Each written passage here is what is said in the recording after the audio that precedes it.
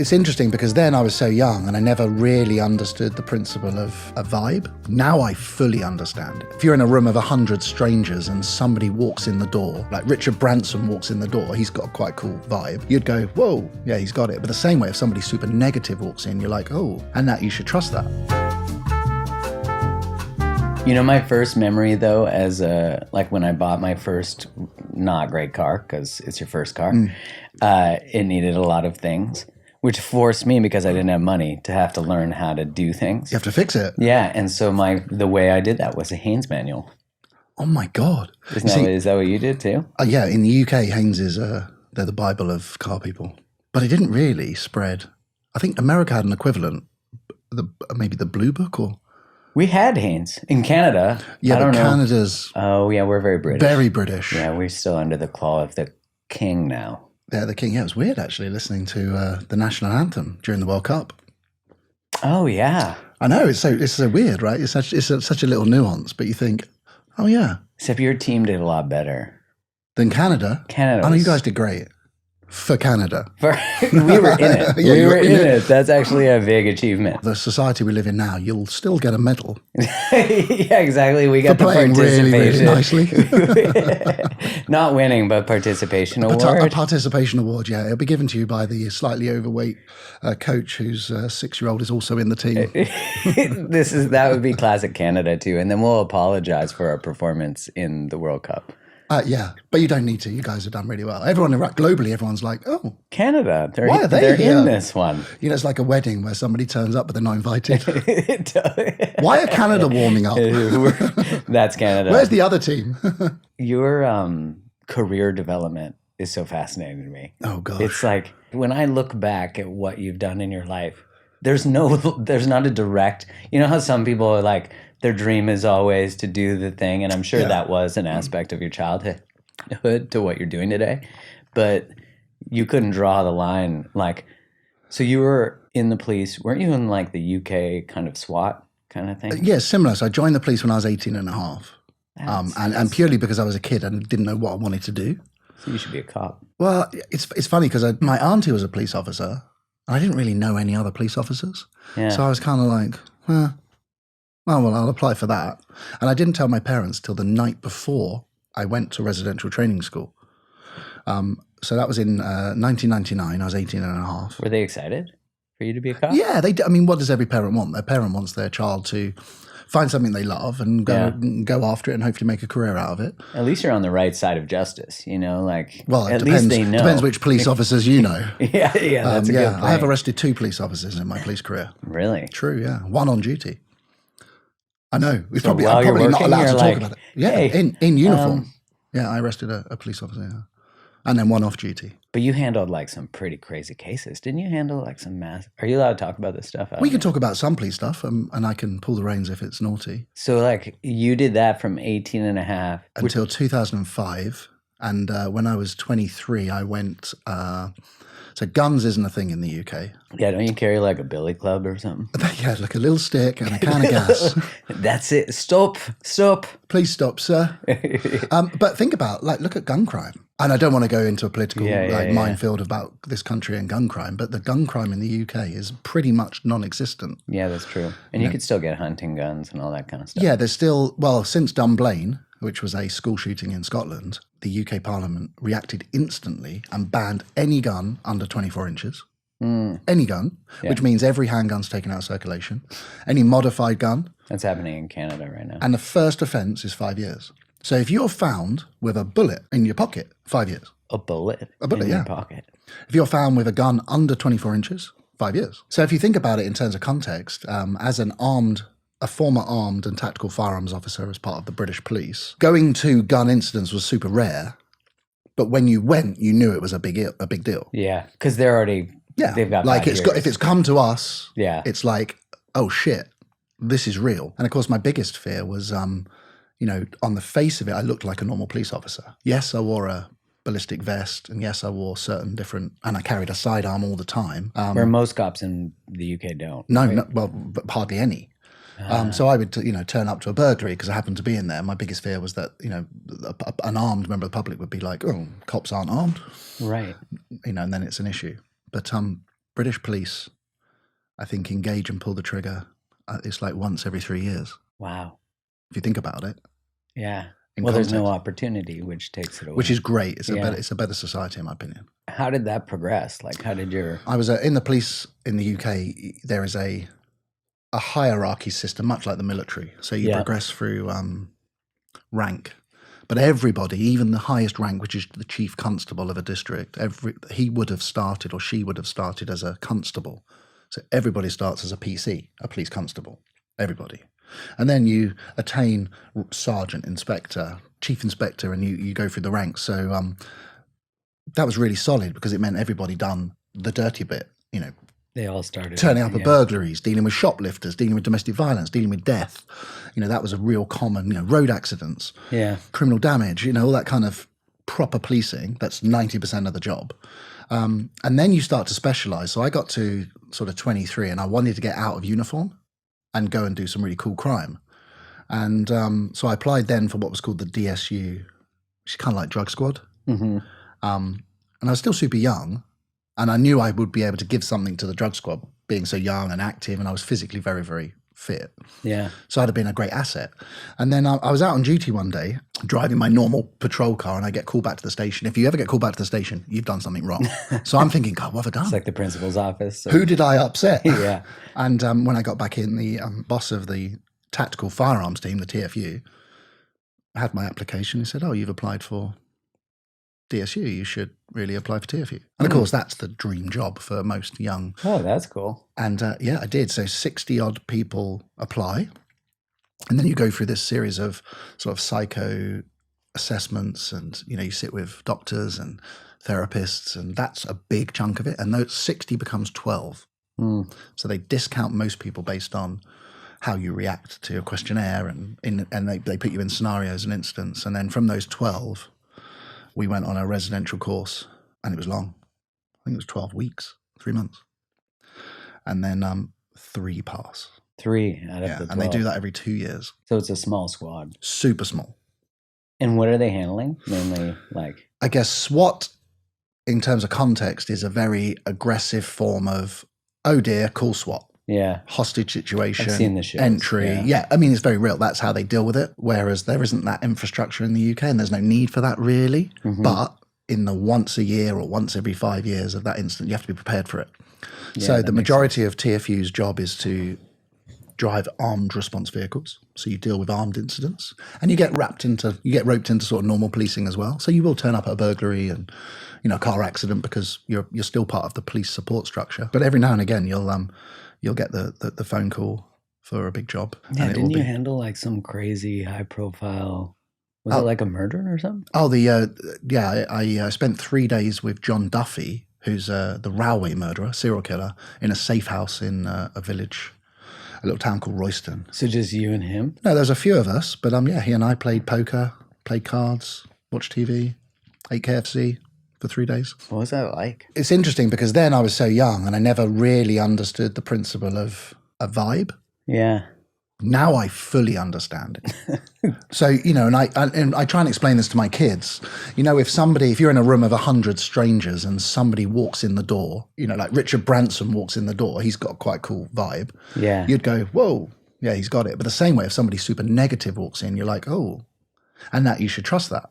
Mm-hmm. So that vibe that John Duffy gave off was really, really, it was tangible. You could really feel it.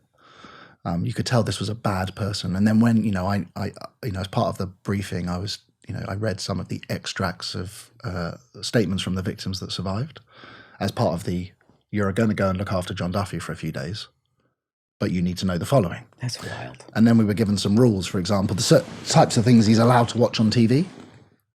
So he wasn't allowed to watch, anything sexual, anything aggressive. He's watching like Coronation Street or something. That's always allowed. We were watching the Olympics. The Olympics was on at the time, and when the boxing came on, we had to stop him watching the boxing. It's so wild to think that like a guy who's being, I guess, like waiting to be tried. Is that why? No, he's in prison for the rest of his life. He actually came out of prison. He did his offences with a co-offender. There was 2 of them that did it. Duffy was convicted successfully and will be in prison for the rest of his life. And then partway through his sentence, he said, "If you improve my conditions, I'll tell you who I did it with." So they had DNA of the other guy. But they just never... But back then, you know, in the sort of, I think it was sort of late 80s, early 90s, there was no, the other guy wasn't convicted. And because of Duffy's testimony over that period in court, the other guy got a knock at the door one day and he was married with kids. I mean, he murdered, between them, they raped and murdered countless women. And they were called the railway murderers because they left the bodies on the train lines to be hit by trains. And we're talking... Wow. So we're talking psychopaths. Absolutely, like straight up. And Duffy he had like eyes like a wolf. They were really pale. The colour part of his eye was really grey. Like he was pretty sinister. So how do you go from, like, as you're doing that, are you also, as you would call it, a petrol head? Like, it's well, no, I was a petrol head before I was a police officer. Right. But then as you're a police officer, are you still doing car stuff? Yeah, of course. Yeah, I built my first car when I was 16, before I had a licence. And then I was always flipping cars. So I'd buy a project, fix it in my spare time, sell it, buy two, fix them, sell it. And at one point, I was probably 19 years old and I had like 8 projects. I was really good at turning around. I was really good at buying a bargain, fixing it because I just loved fixing stuff, and then selling it for a bit of profit. And then I would accumulate, you know, one year I'd buy a welder, and then I'd buy a new set of spanners. So I'd amassed this little workshop in my dad's little tiny garage, and then around it, I'd commandeered my 2 neighbours' garages. So now I had 3 garages. And that's awesome. No, it was amazing. And then shift work, being a police officer, working earlys, lates and nights is perfect if you're a car builder because you get a lot of time off. So I was always playing sport. So I was playing football would help fund a lot of it, and I had a job, and then I had all this time off, and my passion was always cars. So in 2005, when I made the decision to leave the police, I had this kind of moment. I just had my daughter Amelie, and I was like, what do I want to do? What do I love? And it's so obvious. I love playing football and I love building cars. So I played football for money and built cars for fun, and turned that passion into a job. And it's weird now looking back. Like if I hadn't left in 2005, I would still be a policeman. It's so weird to draw it out, you know. Oh, I know. That's what I mean. It's like you look back upon your life, and there's so many people who, work on Volkswagens or work on whatever, and they just keep a main job and just do that on the side. But you got to turn this Which is great. But no, I'm so privileged. It's so interesting. And you hear these kind of cliche lines about, if you do what you love, you never work a day in your life. Yeah. It's so true. It really is. It really is. I mean, even this week, I've been redesigning tiny parts of the new Radford supercar. On a computer screen a couple of years ago, the car was designed and we built it. But now that I'm with it, I'm constantly changing it. So I go and drive it and I'm like, oh yeah, we should move that switch 3 millimeters to the right. And we do. so I've been doing, this week I redesigned the entire kind of fuel system and just how you fuel the car. So it's great because these little challenges is what really ticked me as a kid. Because I was the type of kid that would build Lego and fix stuff and make stuff. Was there a certain type of car that was your passion? I like crappy old cars. Yeah. It's a problem. It's a real problem. My kind of ultimate old car is a Land Rover Series 1. So before Defender, the square one, Land Rover was launched in 1948, drawn in a stick in the sand. Really? Yeah, that's the inspiration. And then it was made from all the materials left over from World War II. That's why they're all green. It's all the paint they had. That's why they're all pressed aluminium. So that early Series 1, in my opinion, is the most iconic car on the planet. If you draw that, even that silhouette, anybody in the world knows what it is. It's a Land Rover. Yeah, that's true. So I love working on early Land Rovers. Plus, mechanically, they're really, really simple and robust, and they're forgiving. There's no fine tuning. You don't need to worry about the camber and caster angles on a Land Rover. It just goes over the bump. So I have actually bought a Series 1 body, which I'm shipping here to Laguna, and I'm making an electric beach cruiser. Oh, you're going to electrify it? Oh, yeah. I'm very pro-electric cars. Yeah. But will you just use, what kind of motor? I don't know yet. I haven't figured it out. There's tons of options out there now. Yeah. I mean, countless options for electric cars. Yeah, because you guys did that one electric car project with the Property Brothers, right? Was that electric? Well, I did one with Drew Scott. That's right. Called Drew Scott's Dream Car, and then I did one with James Marsden. Oh, I remember that. The 4-door Buick. Yeah. And I've heard that car's going for sale in January. Really? Yeah, that is a proper car. I can't believe they're selling that. That was his father's iconic car or favorite car. It was his former brother-in-law, who still is a great friend. And Yeah, but that's the great thing about cars is you get what you want from it. Yeah. And you move it on and somebody else then benefits. And, his name's Will. Hopefully Will will go and get another little car and keep tinkering. And That car was pretty cool. I remember the interior was just like off the scale. It was insane. Whoever buys that car is getting a proper bit of kit. That is a one-off as well. Yeah. Yeah, I might buy it. That's the problem. Yeah, that's a problem. Same with Drew's car. Drew's car was pretty cool. That thing was a one-off convertible. Is that body a one-off? Yeah, it was. We just kind of made it up. Yeah. I mean, that's wild. Like, what was the transition point where you could go from playing football for money, formerly a cop, to actually making money from cars? Oh, it took years. Yeah, what was the turning point that you're like, I can make money here. I can actually have a job, like a living. Yeah, looking back, I mean, I was a typical shocking businessman. Like in my world, I'm like, oh, well, I'm paying the mortgage and I'm occupied and I'm purpose driven. But looking back, the amount of stuff I did for free, or I just didn't bill, or I just didn't invoice. That's kind of classic, isn't it? Oh yeah, of course. Yeah, it's so common, and it's probably a signal that you're on the right path. Yeah, that's true. Because then you're not driven by the financials; you're driven by the process. I think there's also that part where you charge money for the thing you love, and I think some of us have a challenge believing that we're worthy of making money from what we love. True. I remember the first time I charged for something, it was like, and you felt guilty. Yeah, I'm like, oh, wait, I can charge money for this knowledge or this advice or this thought, which is you have to believe the thought is worth it or the service is worth it. But then you realize, that people get tremendous value from what you're creating. I know, and that's the point, is that we all, I guess, have imposter syndrome. Yeah. And we think, I'm going to get worked out soon. Someone's going to figure this out. This guy's going to pay me to fix his car? Yeah, I'd fix it anyway.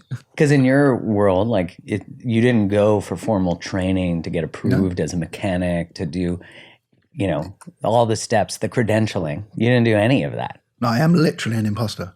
Yeah, literally. Nobody's worked it out yet though. So don't publish this. Yeah, let's edit that one part. So yeah, where did you go from like making money as a footballer to making money as a car builder? Well, I was lucky. I consistently played football for 17 years. Over 700 games at that paid level. I would kind of make enough money doing that. And some seasons were great, where I'd earn a lot. And some seasons were rubbish, where I played for a lower team. And a couple of seasons I played for teams that say they'll pay you, and they don't. I managed to, make a living making cars. I rented a cow shed, which I did a deal with the farmer that if you move the cow out, and it had a cow in it, and I welded up some front doors, bricked in the back window, painted it all white, put electrics in there, moved in. So I did that renovation in exchange for the first year rent free. And I was there for 3.5 years. Wow. On my own. No toilet, no water, no heater. And winters in the UK are pretty brutal. So I'd go to work in like balaclava. And I remember going to work one year and met a client, but I was so sick because it was so cold that I would run outside and throw up. It was brutal, but brilliant. And then I employed my first member of staff was at the end. So for about 3 months, a guy called Chris and myself worked in the cow shed. And then Chris was like, why are we working in a cow shed? And then I took a leap and rented an actual proper unit. And then from there, I started employing people. And building cars, like building cars, yeah. Repairing them? No, at that stage, I was building my own cars. So I was still doing restorations. Yeah. And I started to get a reputation for building reproductions. So I built a lot of Aston Martins. Oh. And then I do a lot of artwork. So artwork's a big part of my, being able to build a business. Yeah. And I did a lot of building work. I built Harley Davidson's head office. Oh, really? Yeah. I built the roofs of schools, but I never advertised it. I did lots of sculpting. In fact, the biggest private collection in the world is in Alabama, the Barber Museum. They have 4 of my sculptures. I didn't know you were a sculptor too. Yeah, I do lots of art. I didn't know you sculpted. Yeah, because I never tell anyone. I was able to, restore a car, speculate on a project. So I'd buy a car and fix it knowing that I owned it and was going to sell it. And I did artwork and a lot of construction work, a lot of building work. And then I started doing cool stuff for cool people, like the owner of JCB. I did lots of artwork for him. The best car show in the world is Goodwood. And if you walk around Goodwood, it's all in period, the Goodwood Revival it's called. But if you walk around the site, the bus stops, the vintage signs, the drinks bar at the members club, I made all of that. What? Yeah. So I didn't know you were also doing, so your ability to spatially create, like shape, imagine. That's my favorite part of building. And that's what goes into building cars now. And it has always done absolutely. It's about materials and shape. And my favorite part of a restoration is shaping metal. So if I've got a car where it's had a crash or the wing's missing or there's a big rust hole in it, and over there I've got a load of tools and a big, sheet of metal, that's my favorite. I'll turn that sheet of metal into a curved panel that fills in the rust hole. That's my kind of superpower. When did it become an opportunity for like television? I've done 10 years on television now. And I think I've hosted 24 television shows. Wow. But I turned down my first show, which was 11 years ago. And it was one of those kind of accidents falling into television, because most people that are on television never set out to be on television. And I certainly never set out to be on TV. Yeah. And it's interesting because I still don't consider it my job. I have a job, and then on the side, I do some stuff on TV. People film your stuff. Which is wild to me. Yeah. About 11 years ago, I got asked to do, so I had an electrician called Peter Gillam, PJ, who's passed now, bless him. So he was a subcontractor, and he would come in every couple of weeks and help me wire cars and, deal with electrical issues. And he worked as the electrician on a TV show in a town 20 minutes away. Then they come once a year and they close this garage down for 3 months. So they close the business out, pay the business owner a big chunk of cash, film the show, and then move out. Like 3 weeks before production's about to begin, the owner of the building's holding them ransom. Well, I'm not going to close my business until you pay me more. So PJ overhears this production call and goes, oh, my mate Ant's got a perfect workshop, and I was moving out. So I was being exited from that premises under a compulsory purchase order because a supermarket is going to level it and it's going to become a supermarket car park. In other words, I got a letter in the door going, move. Like, get out of here. So I was doing pretty well then. So I managed to buy a place, and I was slowly moving from the soon-to-be demolished workshop into my I bought a farm. So I was converting these old barns into a unit. So PJ comes around one day and goes, oh, when are you out of here? And I'm like, oh, I'm going to be out in like 3 weeks. Goes, oh, great. Can we, when are they knocking it down? I said, oh, they're not going to knock it down for 6 months. So it was perfect. They could wreck the place. Plus I had ramps and tools and compressed air, plumbing all the compressors is a lot of work. So it was ready to go as a workshop. So PJ's like, would you be up for it? So I'm like, yeah, absolutely. Because it was, it was going to be big bit of cash, and I just bought a farm, so I was going to use some of the money to put into the farm and get new ramps. This producer phones me up and says, oh yeah, and he was a dick as well. Yeah, I'm just coming out of London. I'm going to fly in. I'm just going to be like 10 minutes. I'll have a look. And he kept like going on about how much power have you got? How much, what's the ampage? I'm like, I don't know. Just come and have a look.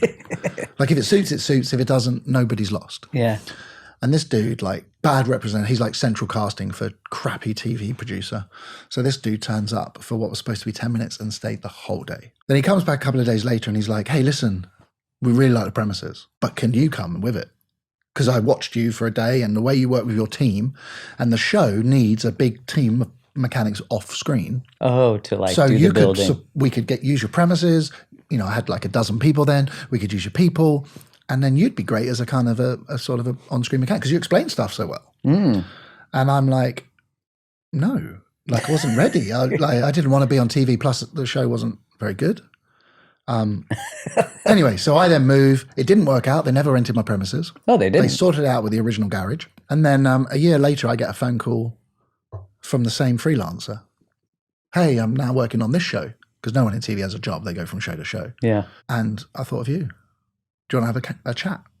So by then I'd moved into the farm, and they came up to the farm and they brought a sort of camera crew and spent 4 or 5 hours chatting. And I was doing my normal job, fixing stuff, and they were like, oh, explain what you're doing. Explain carburetors while I'm fixing it. Oh, explain what you're doing. And then I got a call to go into London one day, and I walked into this boardroom with like 6 people, and they went, watch this. And they played that 4 or 5 hours they spent with me into it. They cut it into an edit. Oh, cool. I said, we think you'd be really good on TV. Here's a contract. Can you let us know by Friday? And it was a show called For the Love of Cars on Channel 4, which is there's 3 big networks in the UK, ITV, BBC, Channel 4. So it was a big deal. And it was a prime time, 9 p.m. show. And I said yes there and then. I said, yeah, I'll do it. And then I walked out the meeting and phoned up Louise, Emily and Archie's mum, my wife. Oh, I've agreed to a TV show. She's like, oh, I wonder where you've been. Oh, well, I went to London. You hate London. Why are you gone to London? And yeah, I started filming 3 or 4 weeks later. The show went out and it was a huge success. Went straight to a season 2. And then at the time, I then got asked to do some stuff for BBC. Yeah. Which is really rare, actually, because most hosts are tied to a network. You kind of don't share. Like if you're on Channel 4, you're not going to be on Channel 4 and BBC. BBC are effectively rival channels. So I was then doing a show for BBC at the same time and doing a show for Channel 4. And then I did a show called The World's Most Expensive Cars, where I followed R.M. Sotheby's auction around the world. Oh, that's cool. It was a co-production between BBC and Channel 4. They shared it, but it was the first shared production between BBC and Channel 4 ever. Wow. So it was kind of cool. You were like the merger. I'm the facilitator. That's right. The margarine of the sandwich. And then, I then got asked 6 years ago by Discovery Network to move my life to America. Was that for Wheeler Dealers? Yeah, so Wheeler Dealers was a British show. It actually goes into its 20th year next year. Yeah. Which is, think about it, how many TV shows last 20 years? Friends did 10. Bang Goes the Theory did 10. The only one that's lasted that long is Coronation Street again. Coronation Street's quite long. Is it still on? Yeah. Fuck, it's the longest running show, I think. Is that true? I think it's the longest running show. Ever? I think so. We don't have a fact checker here. We should fact check that. I'm pretty sure because my dad and mom used to watch it. And From Canada? Yeah, and I remember just being like, what is this boring ass show in the background? I always would hear it. My dad, I think, still watches Coronation Street. Wow. Dad, horrible taste in television. He might be the only one. He's the only person. Still just him. Yeah, keep it on the network. But Wheeler Dealers, because when you joined Wheeler Dealers, if I remember correctly, you took over for another host, right? Yes, it's a 2-host show, a car buyer and a mechanic. Yeah. From the inception, I took over 6 years ago. So, after 14 years, Mike Brewer was the car buyer and Ed China was the mechanic. And I swapped out with Ed. That's right. So Ed chose to move on. And so I stepped into really big shoes. I mean, that show is huge. It has like such a massive following. Huge. And I remember when you took that over, then there was, of course, there's always like the people who are in love with the traditional. Oh God, show, right? I got death threats. Right, because all of a sudden they're, you know how humans are. We're like used to a thing and we like the thing. Dumb. The answer's dumb. Right. yeah, exactly. A lot of humans are dumb.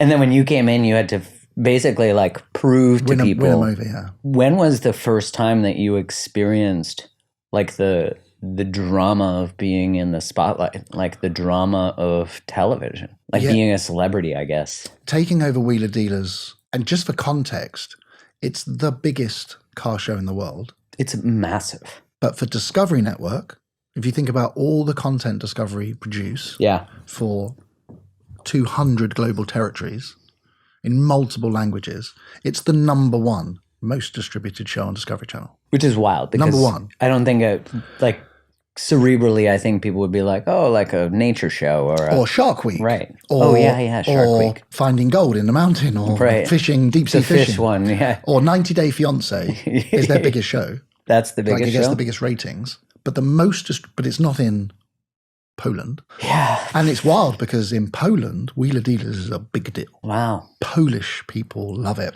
And in Australia and in...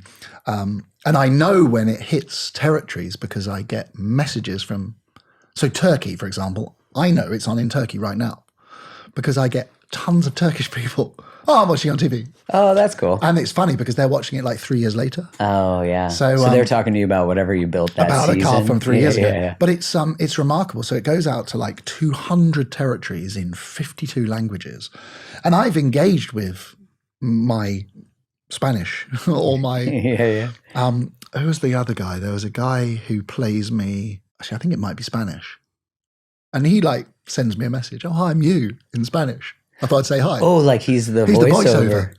So I've got multiple voiceovers. I play you in Spanish. It's wild to me. But, I travel a lot and I've been in airports where particularly foreign people would be like, oh my God, I saw you on Wheeler Dealers. Yeah, like my buddies who are total car fanatics are like, I saw you in a picture with Ant. Like when we had that brief. Oh, the We Might Be Gay Lovers picture. Yeah.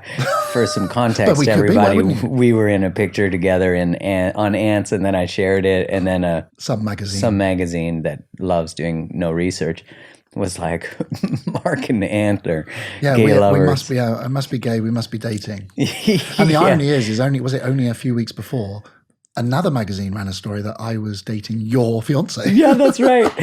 She posted we were in Sedona together, and she posted a picture with you, a story. She reposted your story, and someone's like, who's mystery blonde? And literally right before, and you're in the background. If they had just gone to your Instagram, they would have seen us three together in a picture. You couldn't make, but that was my first experience of experiencing how ridiculous the news is. Literally, that person, whoever that news person was who just wanted to grab headlines, didn't even look at her profile or mine or yours to do any. It was just like, can we catch a headline? Yeah, it's absolute clickbait. So like for you, when was the first time you experienced like what it means? Because I really think like part of celebrity or part of like fame, let's say, the reason that it generally compensates relatively well is because you are trading anonymity. Oh yeah, and I think that's more than that. That's I don't even know that that's worth the money sometimes, but like that's why I think people get paid, and also people project all their bullshit and like yeah. Yeah, So it's the same. If you put your head above the parapet, you are going to get shot at, right? That's the head. And there's so much scrutiny. And I'm not talking about me. I'm talking about, I feel particularly sorry for female celebrities. Yeah. Constantly scrutinized for the way they look, the way they talk, the way they dress. They're not entitled to make a mistake. We're humans. We bumble our way through this life all the time. Yeah, and like, how are you ever going to wear clothes that always look perfect in the perfect? Like, they always catch them in pictures where they got 3 chins, they got a nipple out, they got, like, it's like they want to catch them in their humanity, which is really sad. But that point is that the reader feels better. Well, if Kim Kardashian trips and falls, like me. Yeah, like humanizes them. Partly. But there is this weird, I really fear for us. We are globally in a mental health crisis, for sure. Oh, yeah. We were pre-COVID, and now it's just exacerbated, especially because of technology. And I don't think the press helps. Particularly celebrity press, because celebrity press is so salacious. It's so headline grabbing. They go after the worst parts. And I would actually say, relatively, I've been very, very lucky.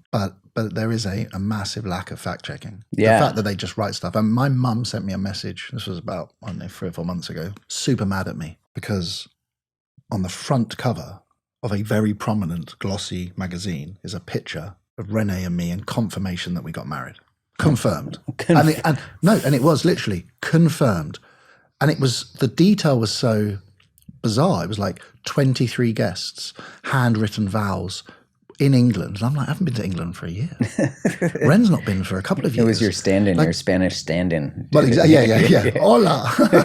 See. And of course, I then say to my mum, Mum, don't read it. It's not true.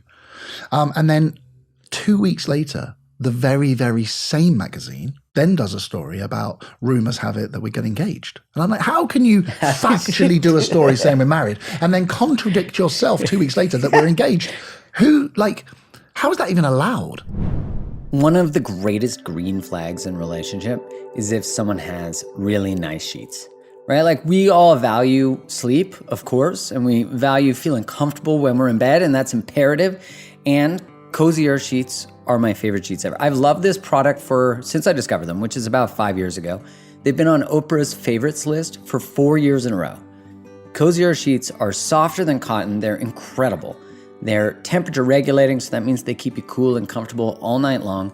And they believe in their product so much that they have a 10-year warranty on all of them. And they have a 100-night sleep test. So that means that if you're like, I want to try these sheets, I want to see if these sheets really live up to the joy and excitement Mark has for them, they do. You get a 100-night sleep test, so you get to try for 100 nights. If you don't love them, you can send them back for a full refund. Because Cozy Earth loves that I love these sheets, and they want you to experience them, I've just hooked you up with a 40% off site-wide discount. All you got to use is the code GROVES at checkout. So just my last name at checkout. You get 40% off all their stuff. Go get these sheets. They're incredible. Go to CozyEarth.com and use the code GROVES at checkout for 40% off.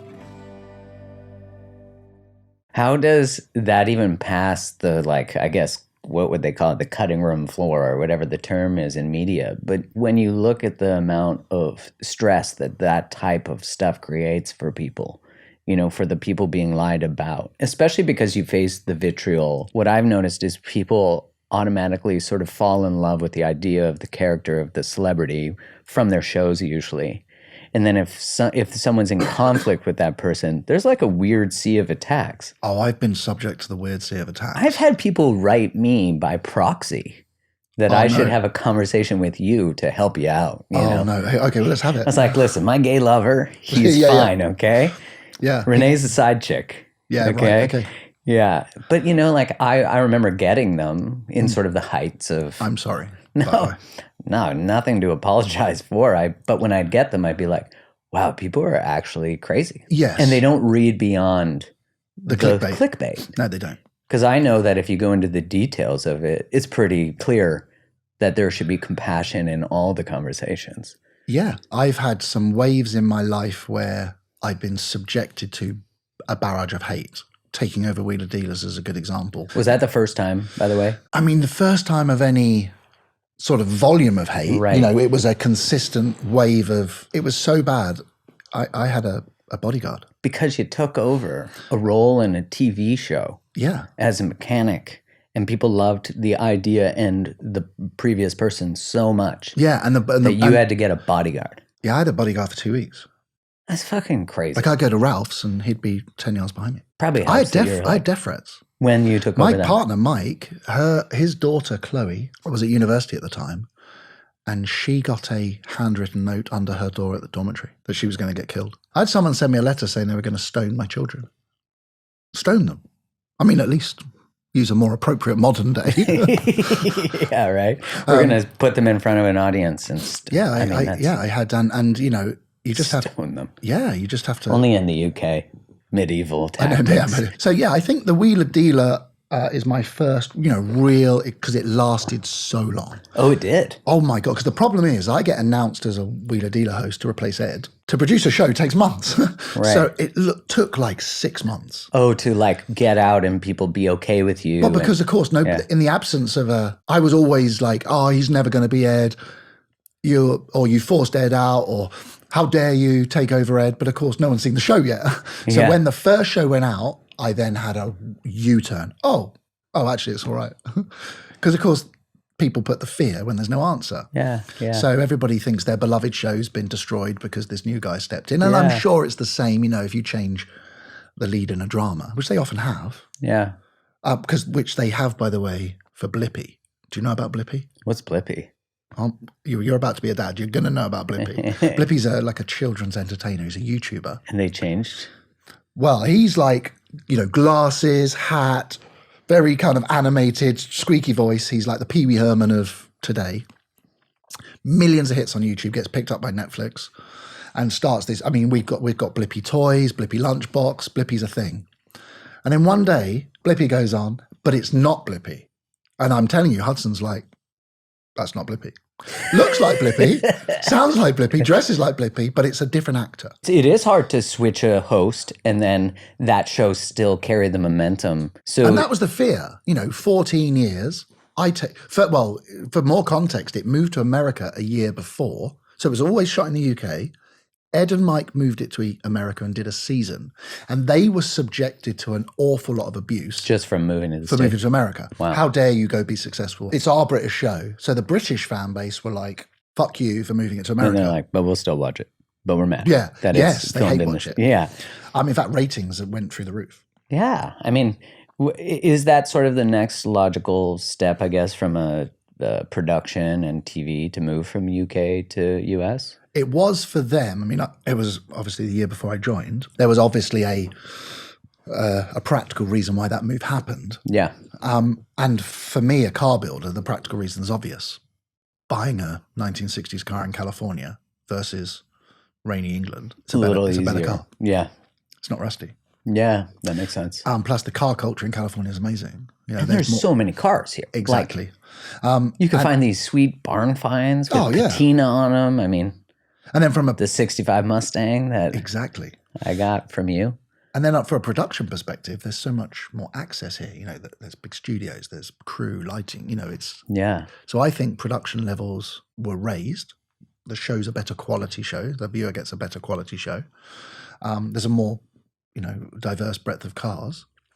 So the move was ultimately positive. And then after the first season, it was overwhelmingly, it U-turned. I was like, oh, actually, this is really good. And then you come in. No, when I came in. Yeah. But it took a couple of shows. Like, I was very lucky because the first car that I did, episode 1, was a knockout car that the Brits particularly love. So rare out here, but we found one. So it was... that's smart, yeah. So we sort of set off the bat with a really big car. So most of the Brits, I mean, even if you're, I hate wheeler dealers, I'm never watching, as soon as you go, oh, it's Naris Cosworth, they're like, all right, fine, well, I'll watch that one. It was like that. And then I had a lot of people, and I did something really controversial on the car as well. I added a third wing, which was how it was originally designed. And that's like sacrilegious. You don't change the perfect car. Right. But I did what the original design, because it turns out my friend, Frank, designed the car. Oh, so you walked them through the original design actually had a third wing. The bizarre thing is Frank happened to be in America. So he came and stayed at my house. Because I'm like, yeah, well, like you, I'm like, yeah, come and stay. So Frank comes and stays for 3 or 4 days. And I just, in passing, mentioned to him, because in wheeler dealers, we do about 8 cars at the same time. And I'm like, oh, yeah, I'm doing a Ford Cosworth. And Frank goes, oh, it's my first car I ever designed. I'm like, what? Yeah, I was 19, flown to Munich, worked for Ford. I designed the rear end of the Ford Cosworth. And I'm like, what? And he's a big designer. You know, he's designed a BMW Mini, the BMW X5, the new Fiat 500. First design director at Ferrari, designed the Maserati MC12, the Ferrari F40. I mean, this guy is a design legend, probably the most influential designer of our generation. But he started with the Cosworth. So I'm like, will you come and see it? Like in the show, I need I got the original designer, and just kind of sign it off. So he comes and films. He goes, yeah, of course. So we get Frank turn up in the workshop, walk around and go, guys, you've done a great job. And just as a throwaway, he sat at the back and he's like, God, it's so weird looking at it, because I originally designed it with a third wing because I was inspired by the Red Baron triplane. And I'm like, what do you mean? This is the iconic Cosworth. No, I actually, there was supposed to be a wing in the middle. And he got a pen and he went, look, I'll show you. And he drew it. I'm like, guys, we have to put the wing on it. So it's the only third wing Cosworth. What? Yeah. Which is part of the original design that never made it. And then it would have made it, but the accountant at Ford pulled the wing out. Because of cost. Purely because of cost. That's it? That's it. So it still worked with 2, but Frank wanted it to be, the third one was a vanity wing. And of course, these are the stories that the fans fall in love with. Like, talk about serendipity, hey? That's like synchronicity of like the dude staying at your house designed the car that is going to be an episode. I mean, you can't draw that shit up. You can't. Plus the car, I think, and I can't remember the numbers, but in the US, there might be 10. Wow. That ever made it to the US. Wow. So that episode knocked it out. And then first season crushes it. The first season with you in it. Crushes it. Yeah, and I think because all this drama, and that's the powerful side of press. Right. Is that they're going to amplify that. Eyeballs and eyeballs. So you've got all the haters going, yeah, let's go watch this guy fail. Shit, it's good. You know, that is so interesting what you're saying, because I think that's so true of like that idea, if it bleeds, it leads in the media. Wow. But they're really like, it's true. Let's bleed them out. Like they will exploit the smallest thing. Yes.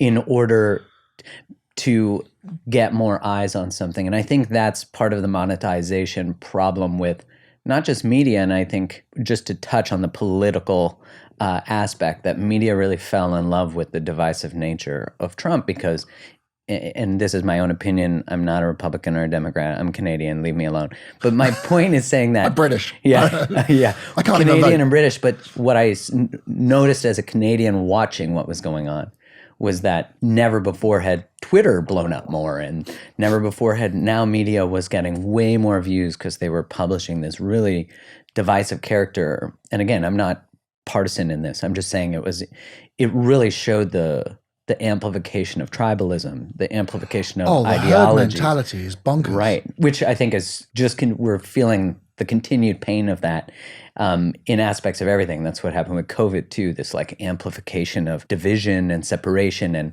ideology and thought. And like, if you're not dramatically pro-vaccine, you must be Republican. If you're you're woke and left. Like there's all these language we use to put people in these boxes so we can somehow organize the world a little more, make it more predictable. And I think like when I look at what the media does, I've not experienced what you've experienced. Well, you did. You were my gay lover for a but weekend. That was nice. It was nice, yeah. And it was, yeah. Because, you had your friend who didn't get to be your gay lover.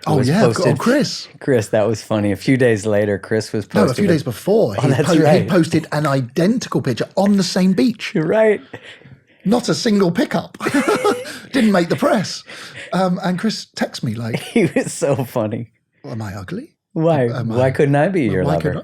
It was really funny. But yeah, like going from the experience of that, like the wheeler dealer's experience, to what you've now experienced, is it different or worse or more amplified? Like, or is it just like the same shit? There is definitely a physical shift during and post-COVID. And I haven't analyzed this, but my guess is COVID gave people more time.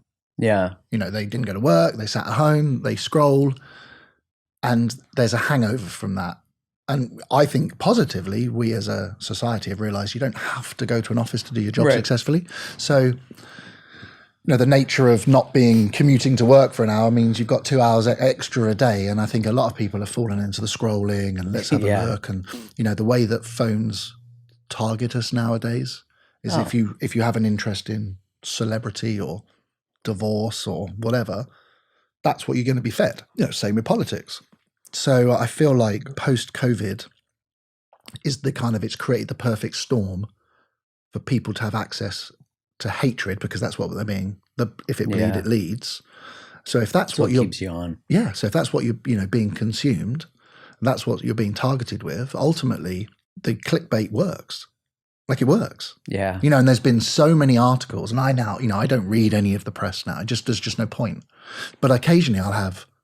And my family, it's funny, it's taken them years, my mum in particular, it's taken her years to realize that there's an agenda that isn't necessarily true.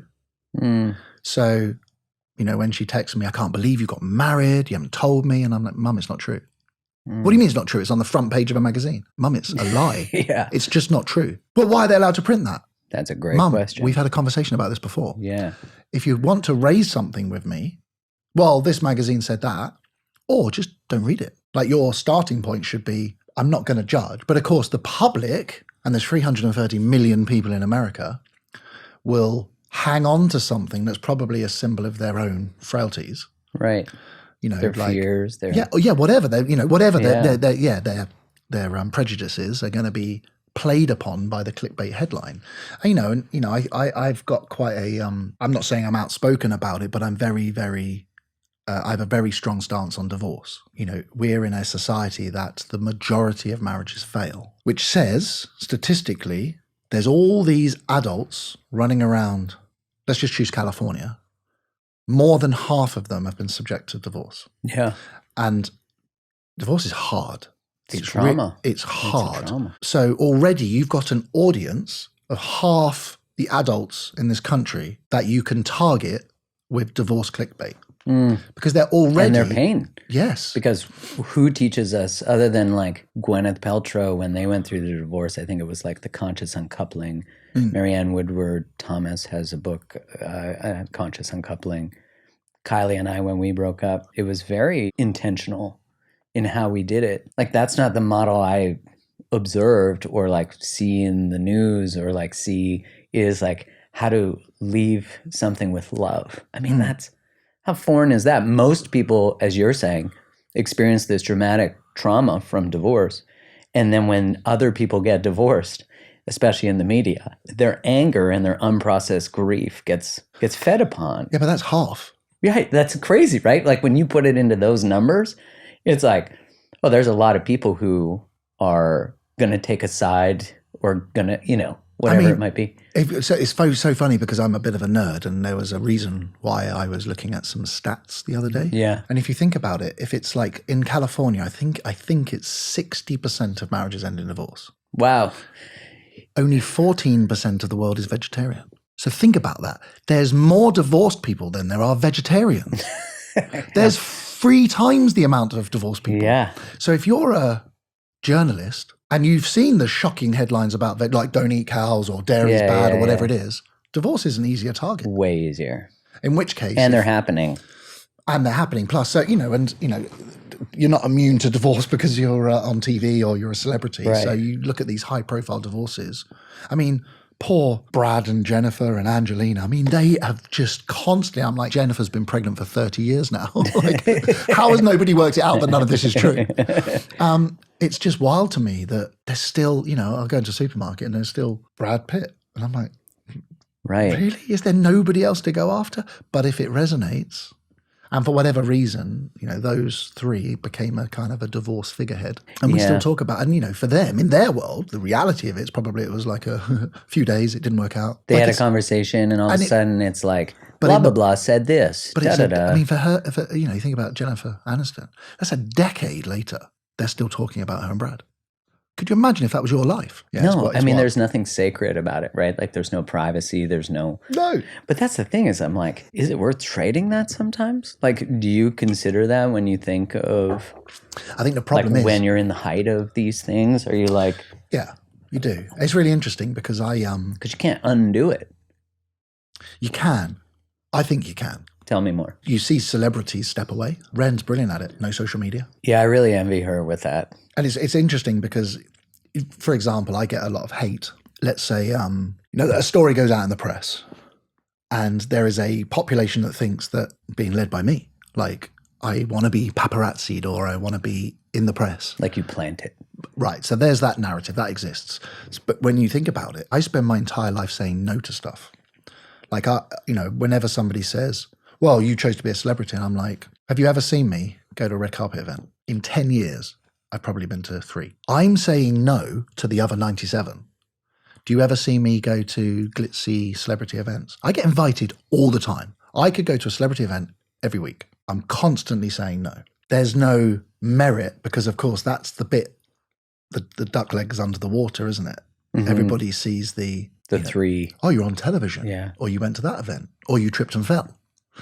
Do you know I've been walking successfully for many, many years now? Should we talk about that? I think this perfect storm, particularly post-COVID, particularly with the rise of social media, it's fueled this angst and anger that makes people feel better because somebody of prominence is struggling. It's familiar, and it's the lowest hanging fruit for the editor, because let's just step back and look at the practical sense of writing news. And you're a journalist at a magazine, and you have to write 20 news stories every week. And, you have your own life and mortgage and kids and all this kind of stuff. Can you imagine being that person? Well, Brad did this. Right. And of course, you're then measured. Well, we sold loads of magazines that Brad was on. And that's just lasted. More Brad. And it's just a business model. But what's really reassuring for me, and I've had a couple of waves in my 6 years in America, I've had 3 big waves. Wheeler Dealers was a big wave, actually 4. My marriage and divorce. In the UK? No, here. Yeah. My relationship with Ren. They're the 4 big waves. Actually, probably 5 if you consider the latest Hudson issue. Yeah. So in those waves, I've experienced the same sensation, but I'm still reassured that a big, big chunk of the population, I'm talking more than half, have seen through it. Mm.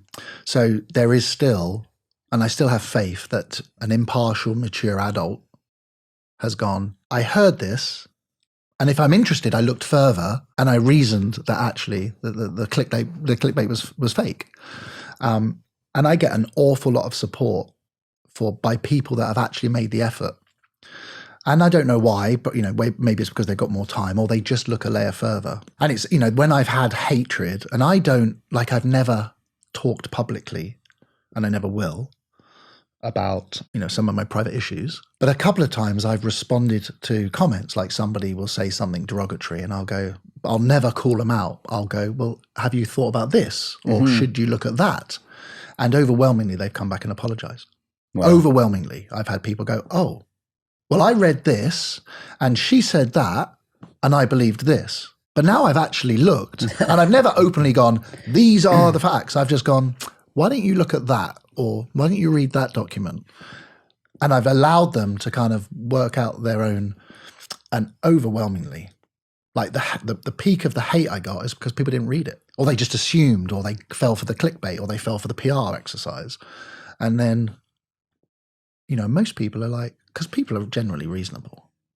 And if you deal with them reasonably. Yeah, it's easier to be enraged than it is to be curious. Yeah, that's it. Curiosity is the word. But, I think of if I'm looking through, which I know this isn't the right lens to look through, but if I'm looking through the media in the context of gossip and all that shit, through the lens of integrity, which again, I recognize those don't necessarily live in the same place. I'm sure there are some journalists who have it in that space. I hope so. Yeah. But, when I look at it, I go, like, they're not concerned about the wreckage that they leave. And that's the thing is like the emotional pain they cause people. It's brutal. Yeah. Right? Children, like, what is it like to be like throughout your career to also be a father? Like you have your 2 kids in the UK. It's brutal, yeah. Yeah. And the problem is with, my daughter's 19, my son's 16. They're adults. They behave like adults. They have access to Google and social media, and they've been targeted. And it's really, really awful because somebody in the press has the power to create a narrative that can affect your children. Right. That's it. So I'm very lucky. I have a very close relationship with Emily and Archie. We are like best friends. So I'm very lucky that, and I'm also a communicative dad. So we talk throughout our entire childhood, we've talked about everything. Mm-hmm. And so there's no topic off table. So if Emily says, oh, my friend showed me this, can we talk about it? And I'm like, let's talk about it. I'm comfortable that they're being schooled through the bullshit and they now see through the bullshit. They are, and I'm comfortable as a dad that I've armed those 2 children of how to navigate that, because social media is going to become so much more prominent. It's going to be part of everyday, every kid's going to be on social media in a good way.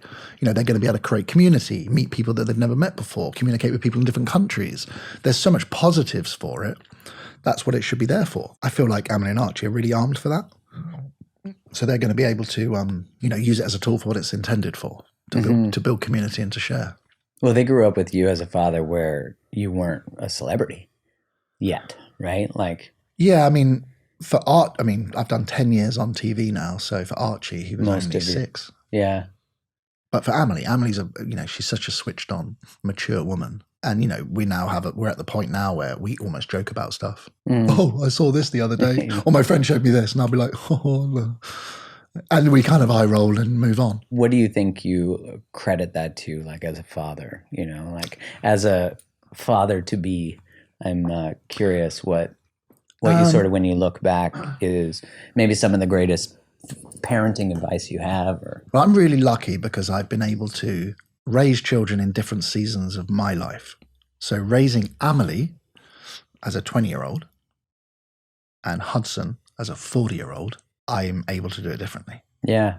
So sorry, Emily, you were the guinea pig. If you're listening, Emily. Yeah, if you were listening, Emily, I gave it everything. And you worked out so great. So it's perfect. So I feel like the best advice I would give particularly any dad is just presence is all a child wants. You're leading by being present. And I was a shift working tactical firearms officer playing football at the weekends with Emily and Archie, and they became part of my world. Right, it's football weekend, off we go to football. I'm working nights this week, Daddy lays in. And then now, particularly when I share custody with Hudson, my time with Hudson's really, I manipulate my work around him now. And it's not because, on a Wednesday afternoon I just want to be there when he comes back. So when he walks in the door, I'm the first face. And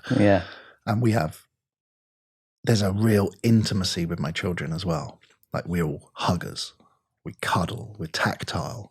And it's such a shame. I see so many parents that don't have that intimacy. Like when you become a dad, those first few years are really, really important. Like hug and kiss. And like, I think that's really cool. Archie's a 16-year-old boy. We still hug. I give him a head massage. And it's now a laughing joke because as a baby, I used to be able to put him to sleep with a head massage instantly. And he'd be like, but I still do it now. That's funny as an adult. You know, it's still those touches still are like you remember them as a kid, as an adult. So they're soothing, but then you're like, my dad's massaging my head. Like, yeah, there is none of that. Oh, it's my dad. No. Like, that's cool. And you know, you've spent time with Hudson. He and we just orbit around each other. He just hugs and grabs, and you know, we're a pair. Oh, he's so cute. Yeah, he's a cool kid. What is the main change then from being a 20-year-old father to being a 40-year-old? Like, what is the one thing that the feedback or the experience you took from being a younger father to? I think I'm super calm now. I read a really interesting article, it was only last week, about disciplining children. Imagine if you're a child, let's say Hudson's age, you're 3 years old, and you're losing your shit over something. And it could be anything. You haven't got your toy or whatever it is. And the amount of parents that are told that that's misbehavior, don't do that, go to your room. Actually, that we have to do the opposite. Like, I understand. Come here. It's going to be okay. Because in their world at that moment, toddlers are egocentric. That's not their fault. It's DNA. Right. It's genetically. It's just they're egocentric, and he doesn't realize that there's other people. So to reinforce discipline in a 3-year-old that's really sad about something, I think is really damaging. So I'm super kind and calm with Hudson, and as a result, he is incredibly disciplined. Like, he takes himself to bed because he knows that when he's ready, he gets to read 2 or 3 books. Oh, yeah. So every night, and it's always Wizard of Oz, by the way. He loves Wizard of Oz. So he's got like 30 books in this bookshelf. Always. And I would always say, right, brush your teeth and then choose and I'll always say choose 2, knowing he chooses 3. And it's always Wizard of Oz. And as a result of that, there's less discipline needed. Yeah. Because he feels safe. And there's trust, there's presence, Yeah. He knows that that's my routine, and I go to brush my teeth and I go to bed. And he's got one particular book that walks through the bedtime routine, and then he has the little check-off board with the magnet. I mean, that check-off board worked within a week. He's like, can we bath now? Oh, well, those started like showers. Hudson's become a shower king. He loves showers. Yeah. Oh my God. I will put him in the shower and he'll like close the door on me and he'll say, 5 more minutes. And he'll shower on his own, and he just likes to shower, and then he plays with his toys. And then I'd be sort of pottering around and brushing my teeth and getting ready. And then when he's ready, he'll go, okay, you can come in now, Daddy. Then we'll shower together. Oh, that's funny. But he's like washed himself, and he just loves a shower, that kid. It's really bizarre. So now I give him a choice. I let him choose. Do you want a bath or shower? And occasionally, like every sort of 2 weeks, he might go, bathtub. And we'll bath. He's in the showering. Loves a shower every night. Loves it. Really hot as well. Is he a footballer too? He's actually got really great coordination. He's brilliant on a scooter ever since he was 18 months old. I mean, at 18, he was letting go of the handlebars, doing scootering on one leg. I mean, he's a very, very gifted scooterer. Yeah. Scooterer? I think that sounds right. Scootery. You know, I play football still, and he comes to games, and he can really kick a ball, yeah. And then in the house, we have a little softball, and the kitchen door's my goal, and the little cupboard where the shoes go is his. So he'll just occasionally go, set it down. Let's go. It's time. And yeah, it's time. And we'd do that at least every 2 or 3 days. We would play that little soccer game in that little bit of hallway there. That's awesome. So yeah, I think he's going to be sporty.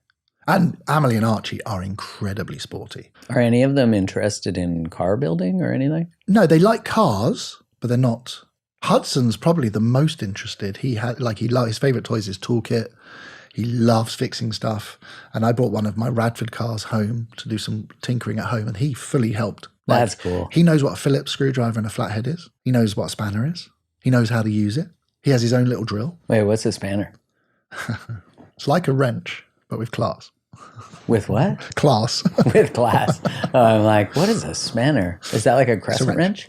A wrench, yeah. Just regular wrench. Yeah, it's a We wrench, call them yeah. spanners in the UK. What's next then? Like you have Radford. I'm doing some TV at the moment. What's the new? Are you allowed to say what the new show is? I probably am. So I'm, Radford. We're filming Radford's second season, Right on. which is cool.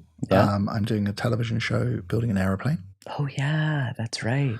So I started that quite a few months ago, and I have partnered with Tanner Faust, the world drift champion who flies. So I've really got into flying probably the last 18 months. So you're like flying planes now. Yeah. What's I'm that? building a plane. Like a single prop kind So of thing? yeah, single Or- propeller, 2-seater. It's called a Vans RV14. Is it like a Cessna kind of like conceptually? Similar. It's a little bit smaller. It's more of a sort of a stunt plane. It's very agile. Jeez. Yeah, Yeah. it's 250 miles an hour, What's the range on it? 1,000 miles. Oh damn. Yeah. So you can cruise. I can shoot to the track. So I have a racetrack in which you've been to in Phoenix. Like that's the plan. I want to, shop around. I mean, Tanner does multiple movies. He's just finished John Wick. So he Wait, there's a new John Wick coming? Sweet. That's is dope. that public? I don't know. Yeah, probably is. Yeah. There's So, already 3. So. He literally flies to location, and you can land anywhere. You can land in the desert. So Willow Springs, which is a racetrack, a lot of the stunts. So Ford v Ferrari, he was in that movie. So he flew to Willow Springs in like 20 minutes. So he just gets in his Land, little plane. finishes Does he the have trip. that plane? No, he has a 4-seater. It's called a Beechcraft Bonanza. Cool plane. But you're building a plane now. Yeah. Is it all similar, like conceptually, like how? The engineering aspects of a plane are very similar to a car, really similar. With a car, you need it to stick down. With a plane, you need a lift. There's a starter motor, an alternator, fuel injection. All the stuff. Yeah, speedo. That's so cool. And for those of you watching or listening, I did do the training course at Radford. Yeah, you did. In Phoenix. And I gotta say, I think everyone should do one. I was thinking like for kids, Makes you a not safer kids, driver. but like teenagers, because you learn the limits and also you're trained on how to react and how to hit the brakes, slam the brakes, steer. It was super cool and it was progressive. I think it was 2 or 3 days. I can't remember. I think it was 2 or 3. Yeah, it's great. But by the end of it, you're A more confident and safer driver, yeah. oh my God. I actually got onto the interstate and I wanted to be like I was driving on the track because your brain is just so switched on. Yeah. And you're driving like 700 horsepower Dodge Hellcats. Chargers? Yeah, Dodge Hellcat. Challengers? No, they're Chargers. They're Chargers. They're insane. They're like, that was fun. Yeah, they're pretty bulletproof. Yeah. So if you really love cars, go do the Radford racing training. Yeah, or if you have a young person, like 15 to 18, it really will make them a better driver. There was a couple of teenagers in my course Yeah. who were taking it, and I was like, this is cool. If I was, that would have been sweet to do as a kid. I'm sure my parents, I think conceptually they would have been afraid that I was learning the limits of a car, but it would have actually made me a much Better driver. driver, yeah. Yeah. I think every child, or young driver, should learn how to perform an emergency stop. Just in your car, Right. go to a car park and just go to 30 and just anchor. Right. Oh, that's what it feels like. That's what I'm prepared to do. That's what the car's capable of.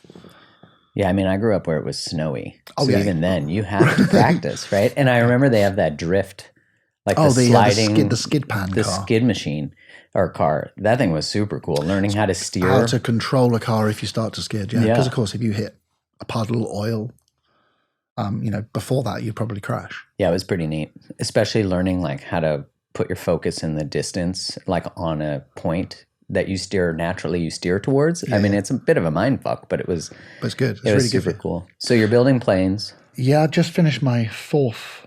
I'm in the middle of writing a book. So I've done 3 books and I love writing. And it's my first fiction. Right on. Your first fiction book. Yeah, I guess the serial killer police days are coming out. Ah, So that's really cool. you have other books though. Yeah, I've done 3 books That's right. in the car space. When we were first speaking, when we hit record, we were talking about because you produced the last Haynes manual. I did, yeah. Haynes is a kind of it's part of the fabric of British automotive culture. And Yeah. John Haynes, who founded it, he made his first manual was a little blue booklet, how to build a special. So a special is a car made up of just bits and pieces of other cars, Yeah. like no particular origin. And I'm a big fan of special building, so I've built lots of one-offs. My book is the last ever Haynes, How to Build a Special. That's so cool. So it kind of brings everything full circle. And yeah, I'm super proud of that. To be able to say I was the author of the last published Haynes book in history is pretty wild, actually. That's an incredible honor. Yeah, it really is. It really is an honor. It took a long time to write, but it's really cool. Yeah, I love writing. So you have a book. You have a couple more shows coming out. Yeah, and I'm doing, I'm actually filming next week, but I'm not allowed to talk about that, which is frustrating. But I'll probably put a post up. But yeah, so I'm filming next week on another project. Ooh. And I've been asked to do this really big, I guess it's more like a game show. And it's the first time I've like gone, oh, maybe. So that's a comment. I haven't said yet. A totally different avenue. Well, a lot of people, it's really strange in America because people love boxes. Yeah. I'm known as a car guy. Yeah. But the irony is I've done so many shows not about cars. Like I've hosted travel shows for the BBC and live shows and engineering shows. I do so much stuff outside of car space. Like I've done more construction and building than most people, and artwork and design. But they're like, oh, that's the car guy. Yeah. Which is fine. Yeah. I get it. But you're going to be moving maybe into the game show space. There is, oh God, I've said too much, haven't I? Shit. You'll be the new I'm going to get in trouble. Jeopardy host, maybe? Oh God, no. No. I think you have to be reasonably good at Jeopardy. Yeah, that's true. Yeah, so yeah, it's exciting. It's really, I've been very, very lucky. Every year consistently for a decade, I've been able to do 2, 3, 4, 5 TV shows a year, but it's not disrupted my actual job or my actual life. Yeah. And, Radford, a company I founded with a couple of friends a few years back, I'm the CEO of Radford. My day is, after this, I'm going to Radford and working, and we're producing, between sort of $500,000 and $1 million supercars for clients all over the world. And it's a big business. Yeah. It's a huge business. We're building 24 of them right now. Of the Lotus? Of that Radford? first, yeah. And we've got the next car, we're about, we're literally making a decision when do we announce the next car, which we fully designed. Yeah. And we have the third car lined up. And, we have... There's some cool cars coming. Some cool cars, yeah. We've got staff and infrastructure. And the running joke at Radford is I'm HR. so there's a big business. So put aside any other, being a dad or doing TV or writing books or traveling or anything like that. I have a job. And that job's super important because it's a big company. And we've got some, and I'll tell you after we stop recording, that the big Radford news, and you're going to be like, what? Well, for everybody watching, so they can stay apprised to all the things you're doing, where can they find more of you, follow you, all that kind of stuff? I'm mostly on Instagram. I do have a Twitter account, but I very rarely use it. But on Instagram. At Anstead. At _Anstead. And I'm pretty boring on there, though. Like, if you like cakes and kids and cars, you're in a safe space. I think most people like all those things.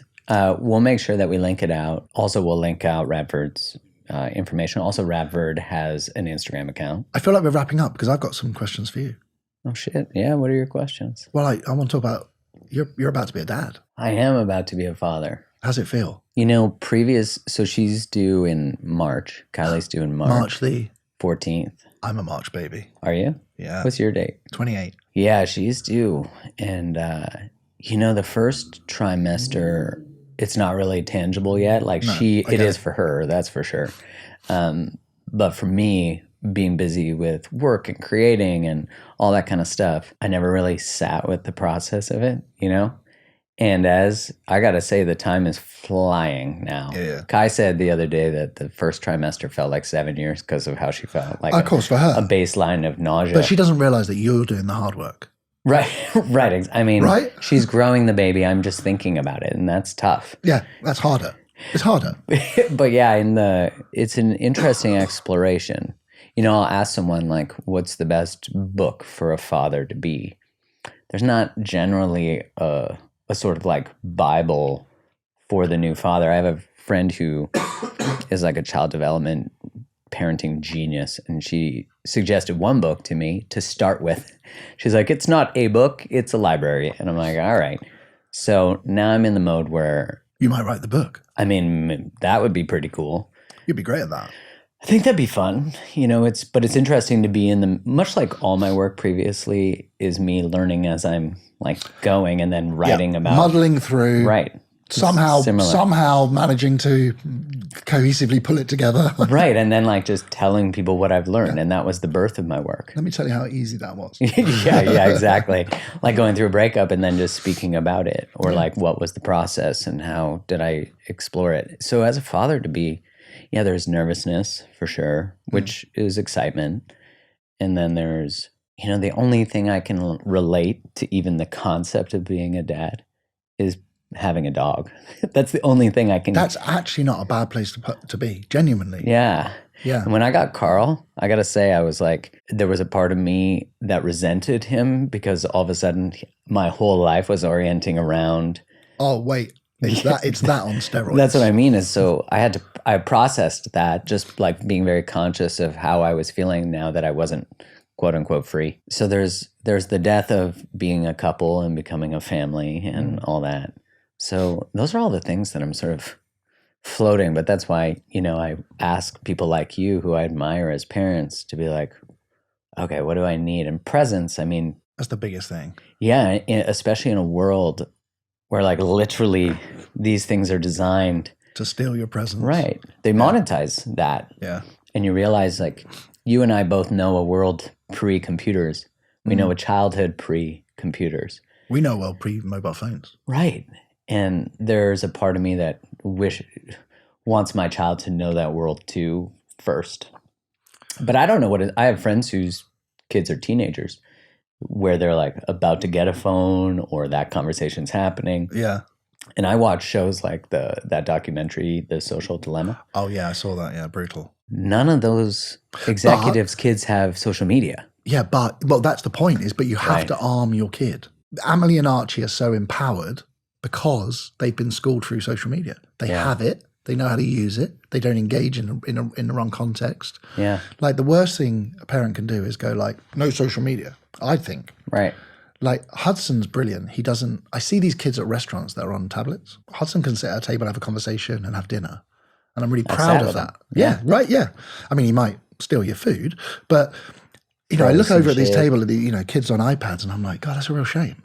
And it's lazy. It's lazy parenting. In my opinion. I'll watch sometimes now that I'm so much more attuned to the parenting. Well, it's coming.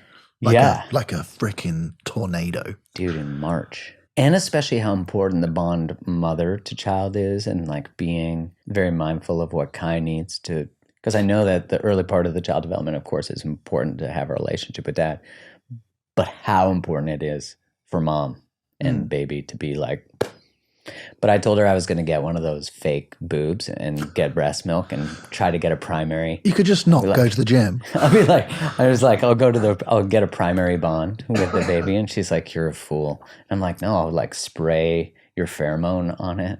And she's like, oh my God, this is terrible. Guys, don't do this at home. Do you know what you're having? No. That's we awesome. Decided not to find out. No, I didn't know for Amelie or Archie. You didn't either? No, but did for Hudson. I heard there's just very, very few surprises left, I like that you don't know. Yeah, I'm pretty excited about it. Like to catch the baby and be like, oh, hey. I feel like you're having a girl. You know what? We have that sense too. So, and we did go get an ultrasound, of course, the like 20-week one. And we told the ultrasound tech that we didn't want to know. And she like slipped a pronoun in there. And I was like, hey. She's like, no, I just use different terms. And I'm like, oh, do you? Fucker. And then tried to go with the opposite after. And I'm like, I don't know. No. So I'm not actually sure. Maybe that is actually how it works. But yeah, we've had the sense since the beginning that it's a girl, which, I mean, I don't really care what I have. But it doesn't matter. As long as, baby's healthy and all that stuff. It'd be cool to have a daughter. I've been very lucky. Amelie is...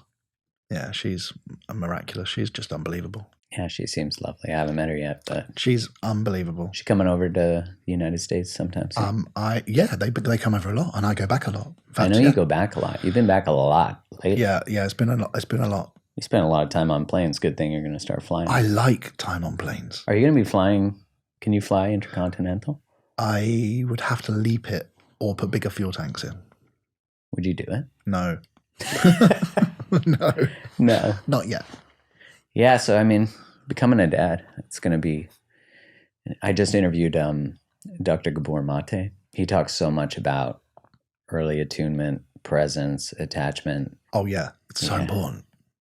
Yeah, that trust. That's it. I was going to say earlier that it's when I'm paying attention to parents and I'm noticing like people on their phone as their kid is trying to communicate with them. Yeah, and I think about how I could easily, if I'm not mindful of that, that could be something that occurs like any human. And I'm like, no, I need to have a different way of orienting to technology now. Yeah, agreed. And communicate like they're an adult. Right, like that's tell them the truth. Yeah. Because I think, when you talk about your relationship with your kids, that when you entered Celebrity you already had a relationship with truth with them. Like they could come to you with what they were feeling, what they were thinking, what they were hearing. I want that. No, yeah, absolutely. When you see a parent use that ridiculous voice and pretend to be Mickey Mouse or whatever, and they're like, they're actually fobbing their kid off. And they understand way more than you. I mean, I'm watching them and I'm like, I watched my nephew, he's just over 1, and I watch him engage with the world.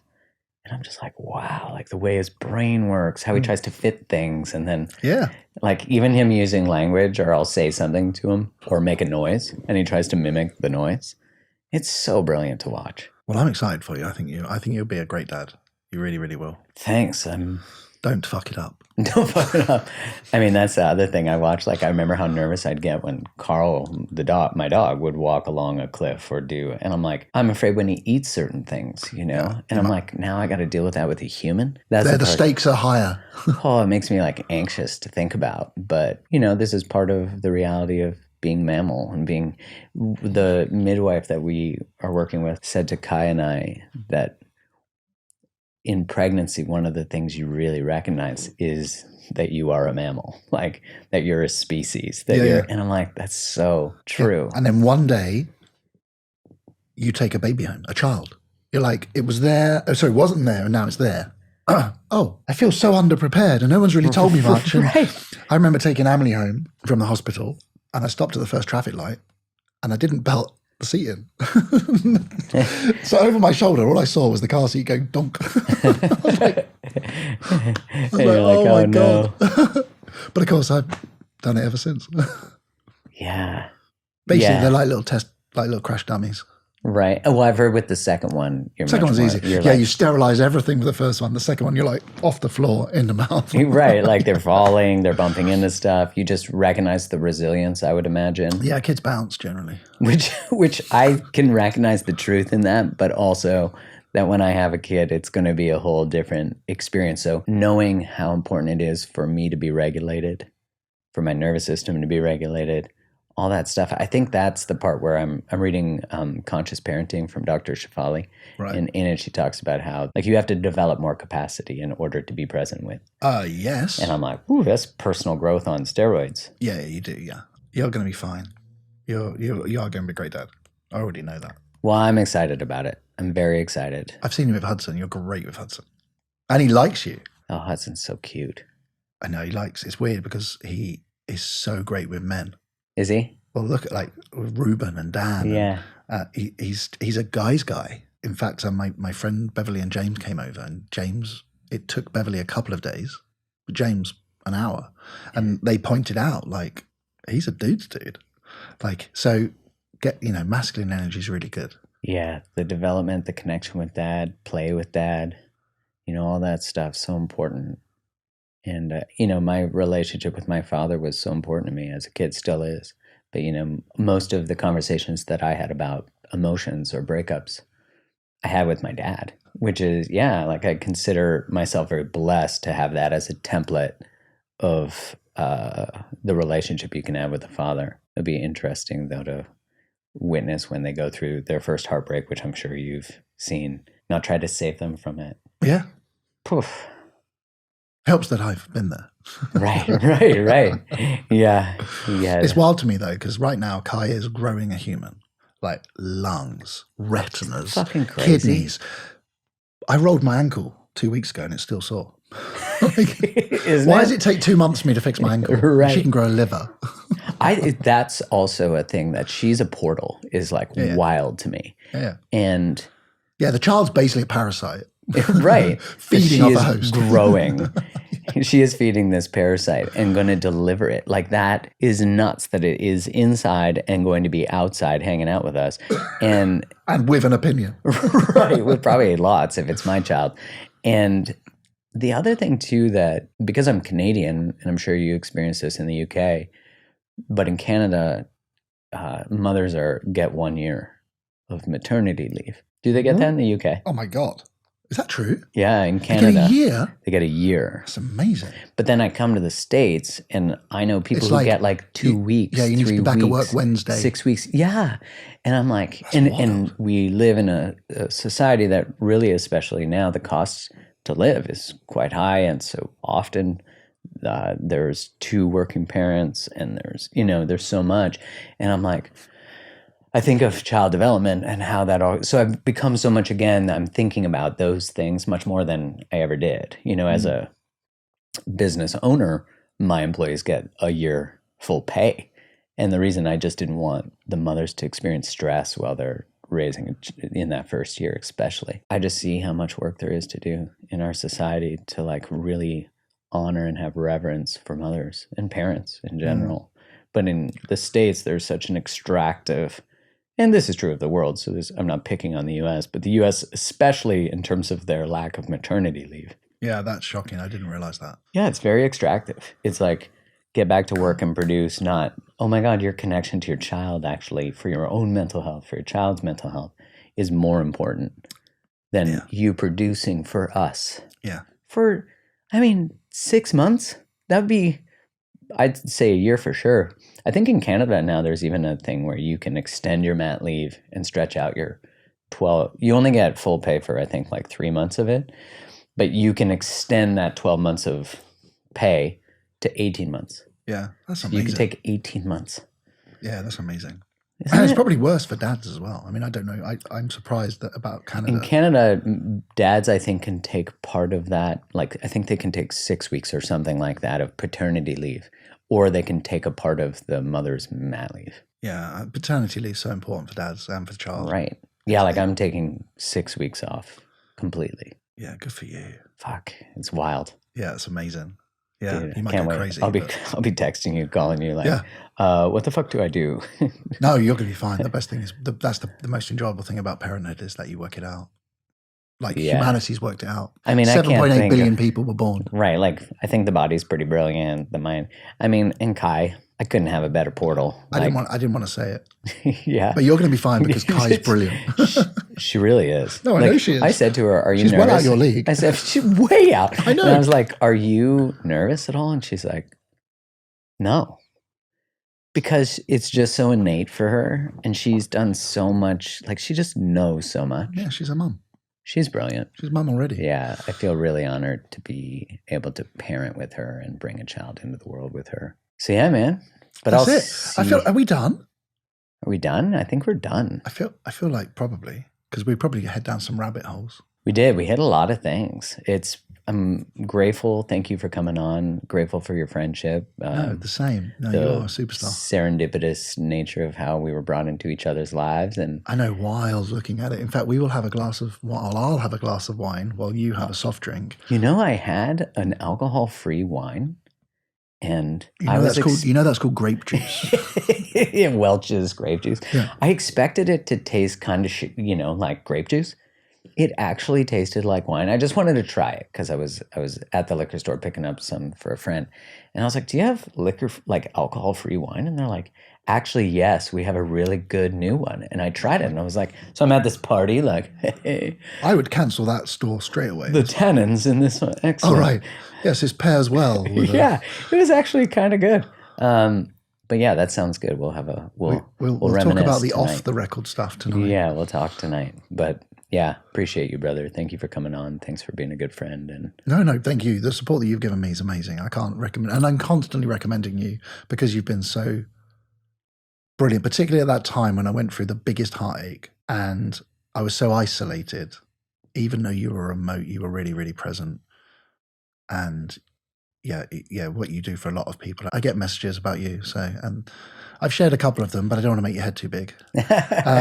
But no, you've been a solid dude, and we should probably be gay lovers because that's what the press said, which makes it true. Yeah. So on that note, we much better love, end it there. Much love.